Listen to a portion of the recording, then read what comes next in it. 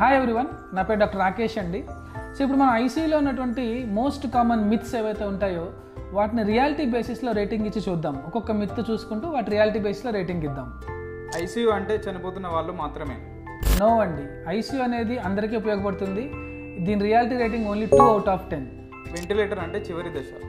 Absolutely no అండి. Ventilator అనేది situation బట్టి పెడతా ఉంటాము. ఇది ఈ డైలాగ్కి రియాలిటీ రేటింగ్ ఓన్లీ 3/10. ఆపరేషన్లో నొప్పి అనుభూతి ఉంటుంది. మోడర్న్ అనస్థీషియాలో అసలు నొప్పి అనుభూతి అనేది ఉండదండి. ఈ స్టేట్మెంట్కి రియాలిటీ రేటింగ్ ఓన్లీ 1/10. అనస్థేషియా అంటే మైండ్ బ్లాక్ అవుతుంది. మైండ్ బ్లాక్ అవ్వడం కాదండి, మైండ్ని కంప్లీట్లీ అన్కాన్షియస్ చేస్తాము. అలా అన్కాన్షియస్ చేసి అనస్థీషియా ఇవ్వడం జరుగుతుంది. ఈ స్టేట్మెంట్కి రియాలిటీ రేటింగ్ 0/10. ఐసీయూలో ఉన్న వారిని ముట్టుకోకూడదు.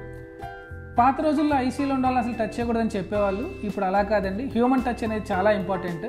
సో ఈ మిత్కి రియాలిటీ రేటింగ్ వచ్చేసరికి 4/10. అనస్థేషియా నుంచి లేవడం కష్టం. చాలా తప్పండి. అనస్థీషియా అనేది మోడర్న్ మెడిసిన్ వచ్చినాక, మోడర్న్ అనస్థీషియా వచ్చినాక ఇట్ ఈస్ వెరీ సేఫ్. ఈ యొక్క మిత్కి రియాలిటీ రేటింగ్ ఓన్లీ 2/10.